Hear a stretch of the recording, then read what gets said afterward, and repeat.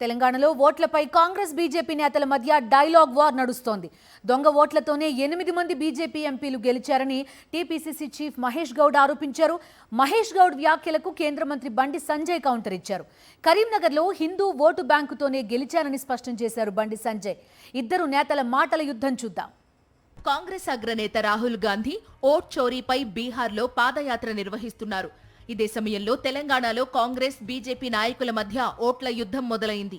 TPCC chief Mahesh Kumar Goud, కేంద్ర మంత్రి Karimnagar MP Bandi Sanjay మధ్య మాటల తూటాలు పేలుతున్నాయి. ప్రత్యర్థి పార్టీ మీద నాయకులిద్దరూ పరస్పరం బురద జల్లుకుంటున్నారు. బీహార్లో మాదిరిగా తెలంగాణలో సైతం ఓట్ల చోరీ జరిగిందనే అనుమానం తనకుందన్నారు టీపీసీసీ చీఫ్ మహేష్ గౌడ్. రాష్ట్ర కాంగ్రెస్ ఇన్ఛార్జ్ మీనాక్షి నటరాజన్తో కలిసి పాదయాత్ర నిర్వహిస్తున్న మహేష్ కరీంనగర్ జిల్లాలో పాదయాత్ర సందర్భంగా కేంద్ర మంత్రి బండి సంజయ్పై తీవ్ర వ్యాఖ్యలు చేశారు. తెలంగాణలోని 8 మంది బీజేపీ ఎంపీలు దొంగ ఓట్లతోనే గెలిచారనే అనుమానం తనకుందని అన్నారాయన. కులం, మతం తప్ప బీజేపీ నాయకులు ఇంకేమీ మాట్లాడరని విమర్శించారు టీపీసీసీ చీఫ్. కౌన్సిలర్ నుంచి ఎంపీ ఎట్లయిండు?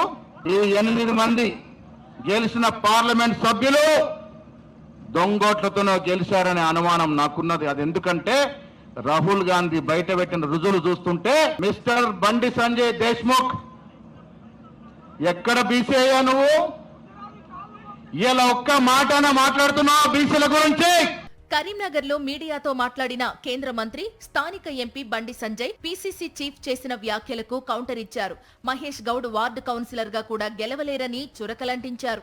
తమ పార్టీ సనాతన ధర్మాన్ని కాపాడేందుకే ఉందని స్పష్టం చేశారాయన.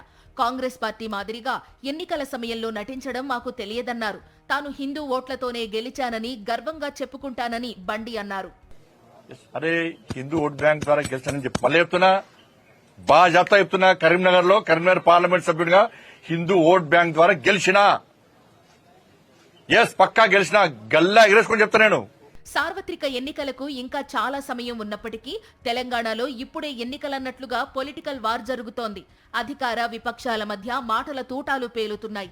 3 ప్రధాన పార్టీలు తమ ప్రత్యర్థులుగా ఉన్న 2 పార్టీలపై తీవ్ర స్థాయిలో విమర్శలు గుప్పిస్తున్నాయి.